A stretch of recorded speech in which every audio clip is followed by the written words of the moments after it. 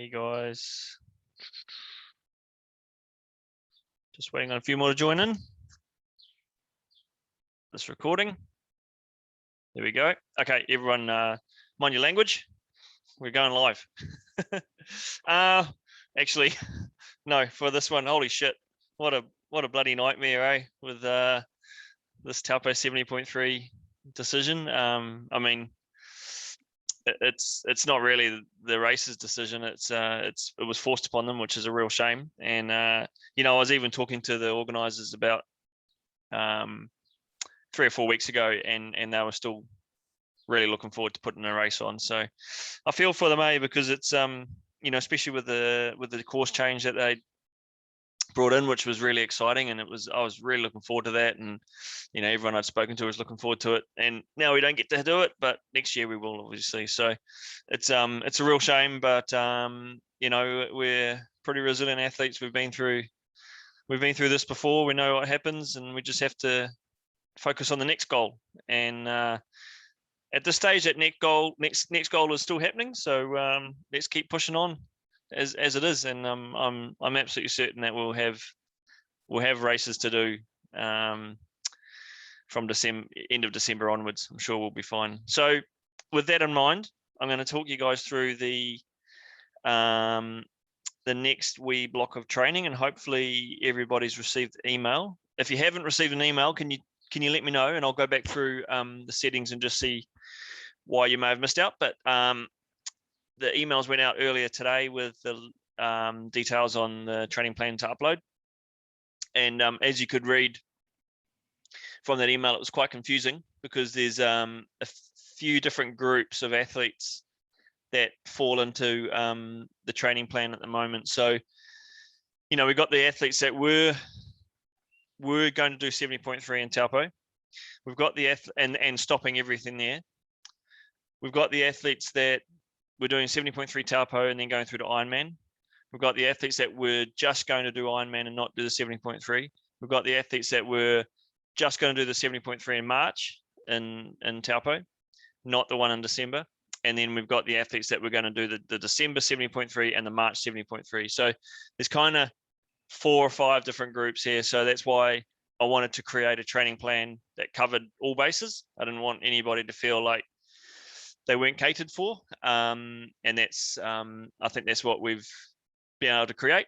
Should be okay. And that's sort of why I didn't get the training plans out yesterday, because I had a bit of a headache trying to figure out how many plans I have to actually write, and I had to make sure that they were all up to scratch. And I think they looked all right. So if I bring up my notes, just stand by. So in the absence of a 70.3 triathlon to do, we're going to be doing a simulation event. And the great thing about simulation races or simulation sessions is you can do it in your own place, on your own locations that you know well. You don't have to worry about travel to anywhere. You don't have to worry about you know, unfamiliar location, etc. But what I do want you to do is, when you do get to that workout, I want you to treat it like it is a race day, and get up at the time you would on race morning, have the breakfast that you would, go through that whole race preparation process, even down to, if you can, have someone help you out with the transition, just so you know that you can come out of the water, transition to your next activity, transition to the one after that, and everything is safe, and you don't have to worry about mucking around for 5 or 10 minutes while you're putting your bike back in your car and getting your running shoes on. You want it to be bang, bang, bang, straight through, race done.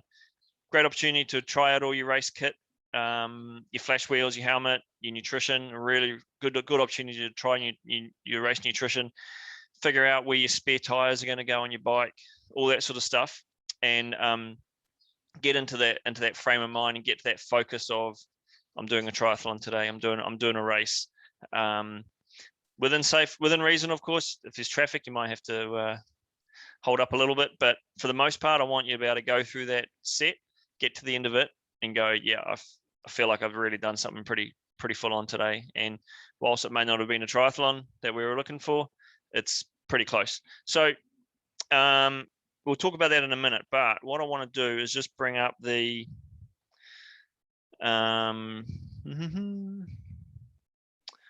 bring up my screen so we can just talk through the training plans. Hopefully everybody can see that. So the first one we'll go to, we're doing build one. So for those of you that are doing, I've got to make sure that I get the right one lined up here. If anybody's got any questions, just fire up, hit me up. Okay, so we're going to go build one. And we'll just look at the intermediate. And it'll be the I'm in New Zealand 2022. So this is for those people that are just going through to the Ironman. Now, what I'm actually going to do is, we'll just open it up.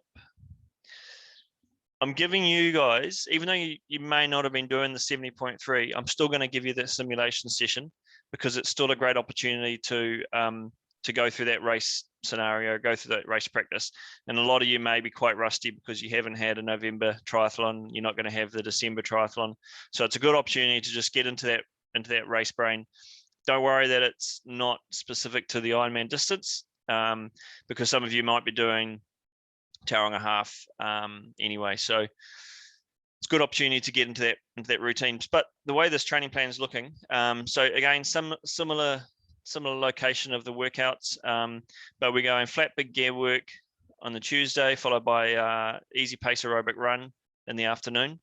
I'd like it if you could split those two sessions, have the morning for the bike and the afternoon for the run. Obviously Wednesday's swim again. Now Aucklanders, yeah, we still can't get into the pool, but the open water is beautiful at the moment. And whilst it's a little bit hard to simulate the distances in the open water as you would do in the pool, it's still pretty easy to sort of mark out or visualize on the land where a 200 meter or 500 meter interval may fall, or else just do it estimated time for how long you think it will. The important thing is that you actually get some intensity in your swims. And I've even done open water swim sessions with the pool buoy and paddles and fins and that sort of stuff. So take your toys out, make the most of all that strength work. Hill repeats. So we're doing 3-minute hill repeats, beginner, intermediate, advanced, slightly different number of intervals for those. And these aren't flat out, but they're at a strong pace. And you want to feel like you get to the top and 3 minutes is about enough. You're not absolutely flat out, but it's enough to know that you've put a fair bit of effort in. Turn around, easy jog back down. What I have got is the option for a couple of, if you can and if you feel like it, you can do some step ups at the top of every third hill, every third repeat, just on a low step, 10 step ups on each leg. And it just gives you a little bit more muscular endurance. And it's also really good for just firing those glutes and just going that little bit extra. It's like adding another couple of minutes on to the effort, but without putting more running into your legs. Threshold work on the Thursday. Again, this is pretty solid effort. It's over your 70.3 race pace. But it's short enough that it's, you just get into a routine, you get into a rhythm, and you have a decent amount of recovery from it. Cadence wise, whatever's comfortable, self-selected. Try not to ride at a cadence that's forces you to get slower and slower and slower and you're pedaling. You don't want to feel like you're starting out way too fast and you can't maintain it and you end up going 20 RPM slower by the end of it. You want to be able to maintain a steady cadence the whole way. Weekend bike rides, long rides in aero bars, long intervals, big long duration for that, for the main part of that workout, and just really get used to riding aero bars over a variety of terrain, different crosswinds, headwinds. Just really get settled in and get used to the bars. It doesn't really matter if you don't make the full distance or even if you go a little bit over. It's more about just getting time on the bike. And you can do it as a group, you can do it with some friends. It's absolutely fine. Just spend some time on the front, let the people around you, sit off the back 10 or 12 meters or whatever. Chop it around a little bit just to make it a little bit interesting, bit of variety. Running off the bike, we're going to see more runs off the bike coming through as well now, but I still want to keep it at an easy pace. I don't really want people getting too tired running off the bike because, you know, this first 8 to 12 minutes of the run off the bike is the most important. And as long as you're getting the feel for the running, 30 minutes easy pace is going to be absolutely fine. We will see a little bit more stepping up as you go through the weeks and as you go through the levels, but you know, it's a good base to start with. And then the long run on the weekend is either going to be a steady state endurance run or a building run. And the building run is really good because it helps you simulate the final stages of the race. It's getting faster and faster as you go, but we actually create that to give you the perception of your effort has increased, not necessarily your pace. Because on race day, you're not necessarily going to be going faster at the end of the race, but you're going to feel like you're working a hell of a lot harder, and you may even be going a little bit slower. So I want people to harden up to that feeling and expect that to happen. That, you know, in the last 4 or 5K of a race, it feels like you're going flat out, but you're probably not. And if you can develop that muscular endurance and that toughness to be able to sustain that effort, that's when you find that you sort of reach that next level of performance, and that's when you start pushing out those personal best times, or you start passing people in the dying stage of the race, and you're catching your mates and all that sort of thing. So those are really, really good workouts to get into your system.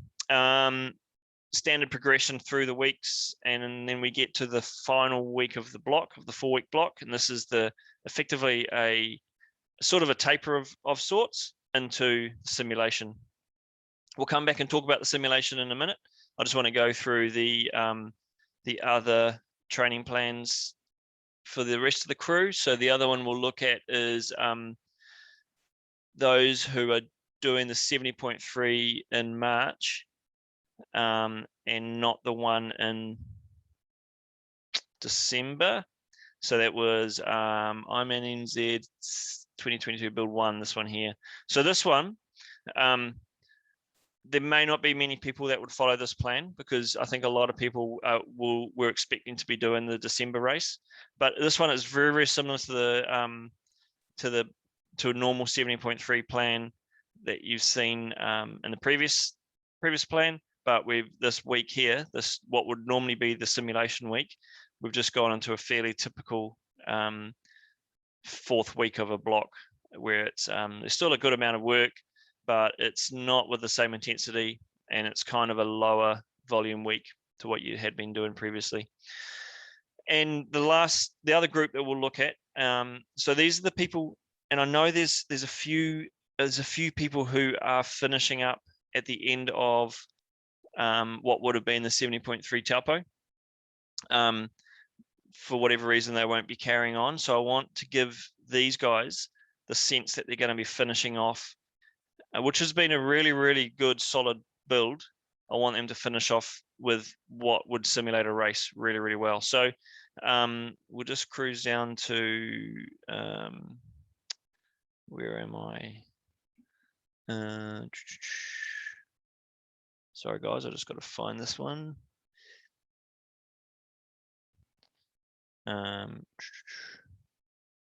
I've lost it.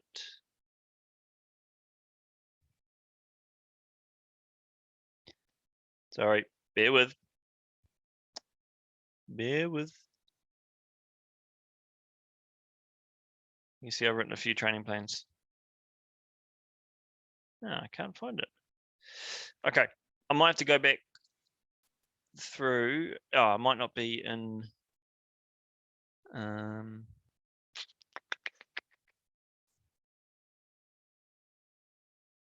While we do this, I'm just going to flick into my other account and just bring that one up.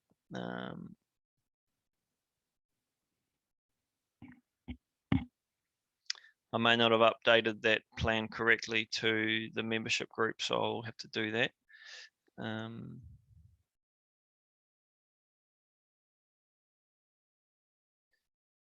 Intermediate.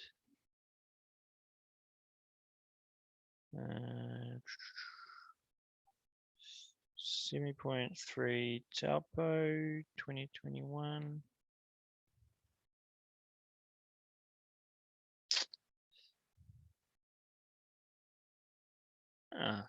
That is weird. I cannot find it. Okay. Well, that's right. I'll have to go back and find that one. That may not, like I said, it's not relevant for everybody. So it's probably not super important that I show you guys, but what it is basically the training plan that you guys would do for your final week into here it is. There it is. Okay. So this is basically what you're going to be seeing when you come into your final week before your March event anyway. So it's a real typical taper. As we get through the plan, we start dropping down bike intensity, bike volume, the running intensity and running volume comes down right down to the taper week, which we end up with the simulation event. So I'll talk you guys through the simulation and my reasoning behind it. So I don't know if you read the email, but I sort of explained why. Let me stop sharing the screen because you don't want to. I'm sure you want to see me sometimes.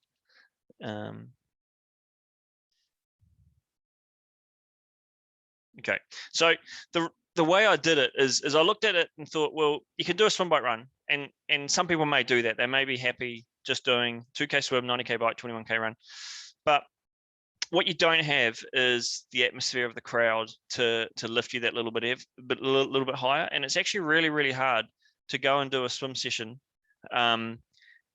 Keegan, you might be a bit different because you're a hard out swimmer, but a lot of us ordinary crew will find it hard to get that next level up in the swim and push ourselves to that limit to really get that heart rate up.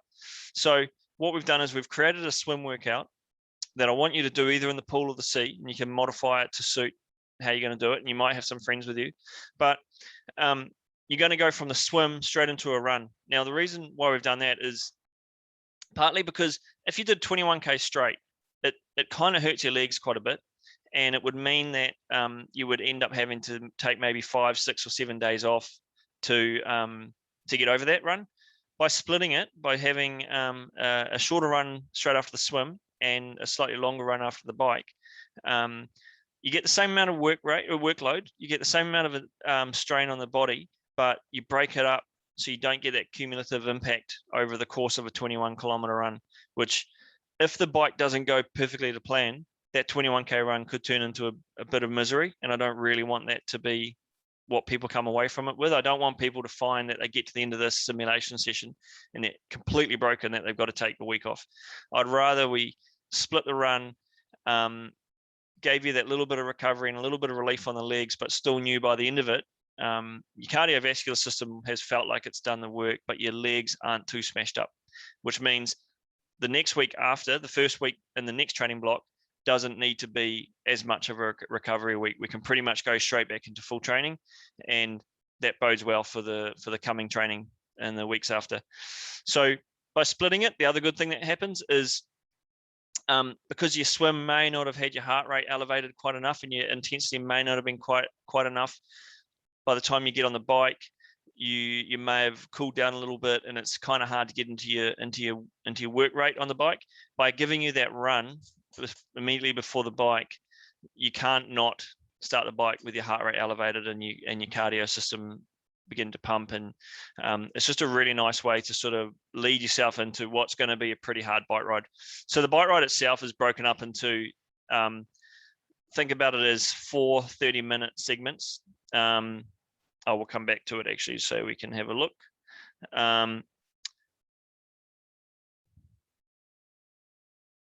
So I didn't want you just to go and do a straight ride. I wanted you to find that you were doing a little bit over and a little bit under what would be your race effort. So the first section would be 15 minutes at 74 to 76% of threshold. So that's basically, for those of you doing Ironman, that's basically your Ironman pace. For those of you that haven't done an Ironman before, this is sort of 5 or 6 out of 10 effort. And then you go into a 15 minutes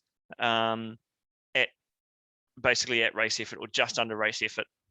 And then you're going straight into 10 minutes, fairly easy again, 10 minutes a little bit harder near race effort, 10 minutes over race effort. And then we come into a section of 12 minutes at almost race effort. You're working reasonably hard here. 8 minutes just on race effort. 10 minutes over race effort. Another 10 minutes over race effort. So actually similar. Ooh, have I added one too many blocks? Oh, that's right. Yeah, so that's actually, it should actually be 20 minutes. The logic behind the way the plan was written didn't come out quite right, but that's right. And then 3 minutes, pretty easy. 12 minutes, coming up to race effort. 10 minutes, slightly over race effort. And the last 5 minutes, pretty hard. We're going fairly well over race effort here. So you find that through the course of that workout, it steadily gets harder and harder, and you can't get through the session without fueling properly like you would on race day. So I really want you guys to think about how many grams of carbohydrates you're going to need for this ride to be successful, and what's the timing of that nutrition intake. How much water are you going to have? Are you going to be able to have someone who's on course who can actually hand off some bottles to you, or will you come back past your car or past home so you can top up your bottles again quickly? Those sorts of things you just want to really make sure you can dial in, and so this can be a decent workout done really, really nicely. And then the last part is we look at the final run. Transition straight into this run. I want you to get off the bike, shoes on, straight out the door. And again, if you can do it in a circuit that you're coming back past home or past your car, that you can refuel quickly on the fly, or even if you're lucky enough to have someone who can mountain bike beside you, that'll be great. But the first part of that run, just building yourself into your pace a little bit, and then settle into about an hour at race pace. And the last section of that run, I want you to feel like you're lifting your effort, last 10 minutes or so, lifting your effort and really finishing out what would be feeling pretty close to the end of a race by now, without strain on the legs. You've only been doing an hour 15, maybe an hour 20 running, whereas it could have been a total of 2 hours running, which would be a lot more load. So I'm just thinking I got a message from someone. No, looks right. So yeah, it's going to be cool. And like, we don't really know the situation with Aucklanders getting anywhere, but I would absolutely love to be able to do this in a location that other people will be around. So if some of us can be in Taupo, that'll be amazing. If not, if Aucklanders are still stuck where we are, then maybe somewhere out at Maraetai would be great. But just being really mindful of numbers in the group, and just safety on the road and that sort of stuff. So if you are going to be linking up with some of the others, I know there's a bit of messaging, a bit of chat going around about doing something somewhere. That'll be cool. That'll be awesome to be able to have a bit of a crew around you. But yeah, I'm not entirely sure what we'll be doing in a few weeks' time. So we'll keep it open for now. But yeah, that'll be lovely to be able to have a bit of a posse going along, doing this workout together. But yeah, as I got through writing this plan, I was getting more and more depressed until I got to that final week, and I actually looked at that simulation and I thought, this is actually kind of cool. So I'm really hoping that you guys can see the work that you've done won't go to waste, because the end of this 4-week block, you're going to be hitting it with a really decent workout. And for those of you that are pressing on after this, it's going to be an excellent springboard to a great summer. And we'll have our next catch up the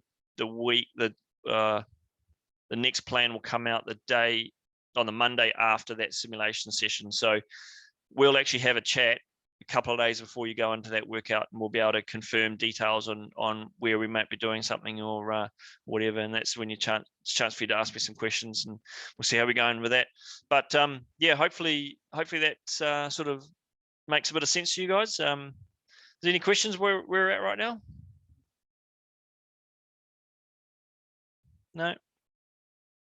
Man, you guys are pretty good. Either that or you haven't been hearing me the whole time. Sorry, Rob, I've got one. Oh, yes. I was just looking through this afternoon, the long build run. So you've got like half an hour, I think, zone 2, half an hour at zone 3, and then I think it was 15 minutes at zone 4. Yep. So say you've programmed 2 hours or 2:15 for that. At which point in the run do you start that? Like, do you finish off with that, or do you start with it? Like, you've got to do additional to make you up to your time. Which plan are you looking at? The advanced Ironman. It was I think it was the last week 2 or 3 or last couple of weeks. Let me bring it up. Yeah. I'm in NZ. I think you just missed it. No, that's 7.3. Oh, there it is. Okay, so.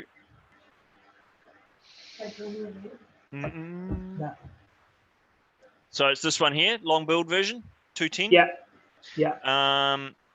What do we got here? So that's a warm up of 45 minutes. Hang on, I'll come back to it. Warm up of 45 minutes. Steady pace, 80 to 85% of threshold pace for 40 minutes. Yeah. 85 to 90% for 15 minutes, and then and then 15 minutes at near threshold pace, and then the easy cool down. Cool, that makes sense. I think it was just in the narrative I'd read. I didn't go on and look at the structured workout. I didn't realize you could do that. I looked at the narrative under there. Yeah. Yep. Sorry, I think what I did there is I was getting cross-eyed at one point. Yeah, if you go through the structured, look at that now.